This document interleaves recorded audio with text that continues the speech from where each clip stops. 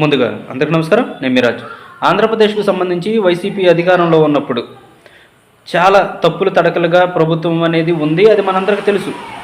ఇదే తరహాలో జగన్మోహన్ రెడ్డి గారు పేటీఎం అని ఒక బ్యాచ్ని క్రియేట్ చేసుకుని ఏవైతే సోషల్ మీడియా ఉందో ఆ సోషల్ మీడియాలో మీరు ఈ న్యూస్ని ఇంత స్ప్రెడ్ చేయండి, లేకపోతే మీరు ఇన్ని ఛానల్స్ క్రియేట్ చేసుకోండి, మీరు ఇలాంటి ఫేక్ అకౌంట్స్ క్రియేట్ చేసుకోండి, దీనికి సంబంధించి కంటెంట్ మేమే ఇస్తాం, అమౌంట్ మేమే ఇస్తాం అని చెప్పడం అయితే జరిగింది.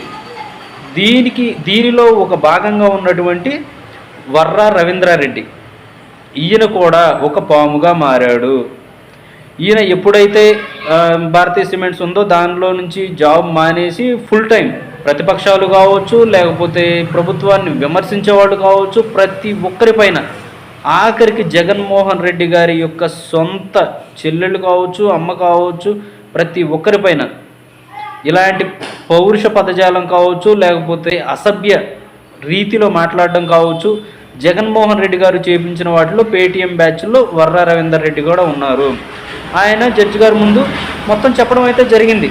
పోలీస్ ట్రీట్మెంట్ తర్వాత ఏం చెప్పారంటే, నాకు స్క్రిప్ట్ ఒకరు ఇస్తున్నారు, దానికి సంబంధించిన పేటీఎం అమౌంట్ వేరే వాళ్ళు ఇస్తున్నారు, దీనికి సంబంధించి ఇవన్నీ బయట పెట్టడం జరిగింది. జడ్జి గారు దీని మొత్తాన్ని విన్న తర్వాత వర్రా రవీంద్రారెడ్డి ఎవరైతే ఉన్నారో ఆయనకు సంబంధించి 14 రోజులు రిమాండ్ విధించడం అయితే జరిగింది. ఆయన వర్రా రవీందర్ రెడ్డి ఇంకో మాట కూడా మాట్లాడారు. అదేంటంటే, పోలీసులు కొట్టారు అని చెప్పడం వలన, సరే కొట్టారని చెప్తున్నావు కాబట్టి ఈరోజు ఉదయం 10 గంటలకి రిమ్స్ హాస్పిటల్లో వైద్య పరీక్షలు చేసుకునేలాగా చర్యలు తీసుకోవాలి అని చెప్పి జడ్జి గారు చెప్పడం జరిగింది. 14 రోజుల రిమాండ్ను కూడా విధించడం అయితే జరిగింది. అంటే వైసీపీ పదవిని ఎప్పుడైతే, అధికారాన్ని ఎప్పుడైతే కోల్పోయిందో అప్పటి నుంచి కూడా ప్రతి ఒక్కటి వైసీపీ అధికారంలో ఉన్నప్పుడు చేసినటువంటి దుర్మార్గాలు ఒక్కొక్కటిగా బయటపడుతున్నాయి.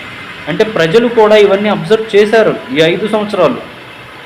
అందుకనే తగిన రీతిలో తగిన విధంగా ప్రతిపక్ష హోదా కూడా లేకుండా చేశారు అనేది మనకు అర్థమవుతా ఉంది.